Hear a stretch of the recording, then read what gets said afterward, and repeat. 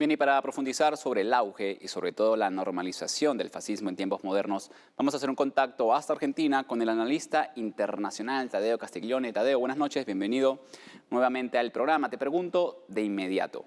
La matriz de opinión sobre el resurgimiento del fascismo no es nueva. Desde hace varios años, el lenguaje beligerante de algunos líderes de extrema derecha a nivel mundial ya prendían las alertas en la opinión pública. Pero, ¿por qué estas expresiones neonazis se están volviendo y qué se puede hacer para frenar su expansión global? Porque además parece que cada vez está más normalizado en el espectro occidental.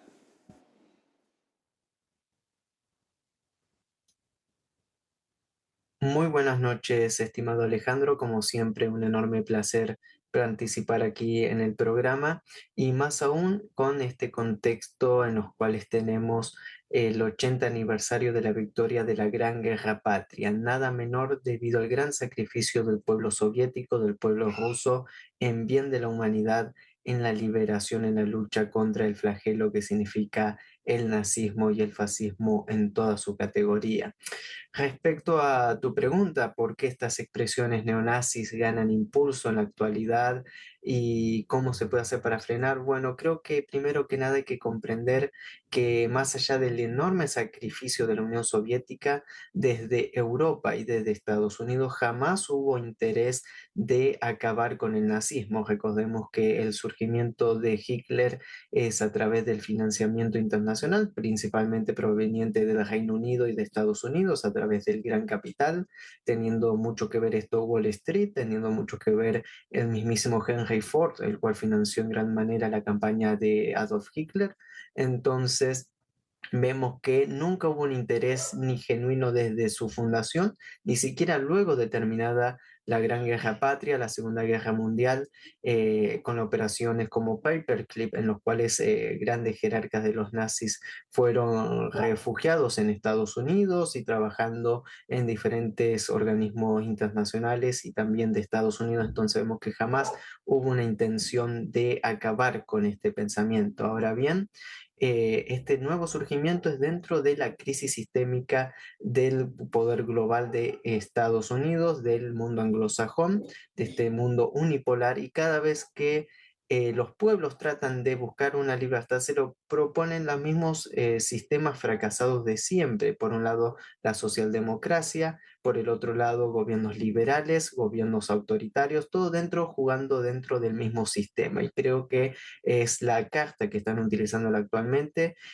sacudir el fantasma del fascismo, del neonazismo, y esto es sumamente peligroso y por eso la lucha internacional en contra de Rusia y también la lucha en contra de todos los pueblos verdaderamente libres y soberanos que combaten esta maldad. Creo que es sumamente interesante en este contexto global el rol que juega Rusia nuevamente a la vanguardia mundial en el combate en contra del nazismo, y creo que es sumamente interesante hacer un seguimiento continuo de cómo Rusia históricamente es quien tiene que enfrentar a estos grandes males, a estos grandes imperios y ponerle un alto.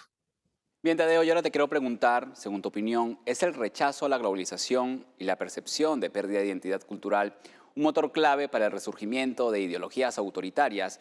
Y también, ¿cómo se puede comparar esto con el contexto de entreguerras del siglo XX durante la Segunda Guerra Mundial?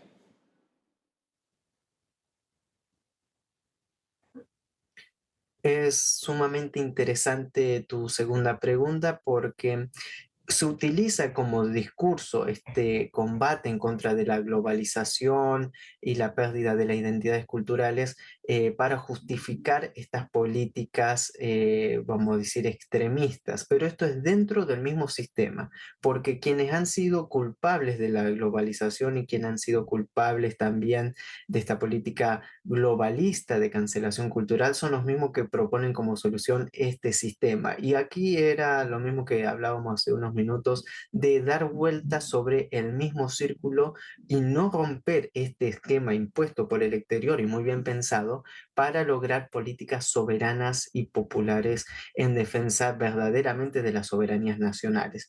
Creo que es llamativo todos los presidentes que están actualmente en Moscú, en los cuales creo que ahí se forja el nuevo orden mundial, el mundo multipolar, con su diversidad, pero también con su defensa irrestricta hacia la verdadera identidad cultural, el verdadero combate al globalismo, porque vemos que esto mismo que dicen combatir la globalización, combatir la cancelación cultural, son los mismos que reciben el financiamiento de parte de los mismos organismos internacionales que entre guerras del siglo XX surgieron personajes como Hitler y financiaron a personajes como Hitler. Entonces creo que también es necesario, estimado Alejandro, siempre analizar el financiamiento de estos grupos, de a dónde vienen, cuál es su origen y quiénes los respaldan para llegar a una conclusión mucho más certera de que el imperio anglosajón tiene diferentes tentáculos, diferentes formas y muchas veces también actúa como camaleón para lograr transformar sus políticas y lograr sus objetivos en base a la manipulación de los pueblos. Entonces, estos dos factores han sido fundamentales para este nuevo resurgir de estas extremas derechas, pero a la misma vez creo que han adoptado una bandera que no le corresponde a ellos, sino que le corresponde a las verdaderas luchas de los pueblos que desean ser libres. La misma lucha, la misma bandera de Simón Bolívar, de San Martín, es la misma bandera que se defiende en defensa de la patria grande latinoamericana, de nuestra América, y es lo que ha sido atacado también por tanto izquierdas progresistas como esta extrema derecha que toman banderas extranjeras con discursos extranjeros en vez de tomar las banderas de la lucha de sus pueblos. Muchas gracias, Tadeo. Siempre un placer contar con tu análisis en la sección de En Detalle y en el programa. El resurgimiento del fascismo no solo lo estamos viendo en los discursos beligerantes de los presidentes de extrema derecha a nivel mundial o la persecución de los migrantes. Los ejemplos más claros o los más viscerales los vemos en Ucrania, cuyo régimen normaliza el odio a la cultura rusa y abiertamente idolatran a un colaboracionista nazi como lo fue Stephen Bandera, y sobre todo en Palestina, donde el régimen sionista, que creen ser los elegidos de Dios, están cometiendo la peor masacre o peores masacres que las que hizo el nazismo contra el pueblo judío durante la Segunda Guerra Mundial. Y si queremos evitar que este neofascismo consiga sus objetivos, tenemos que impedir que sigan infiltrándose en nuestras sociedades. Con esto le ponemos el detalle al contexto. Buenas noches y volvemos contigo, Carlos.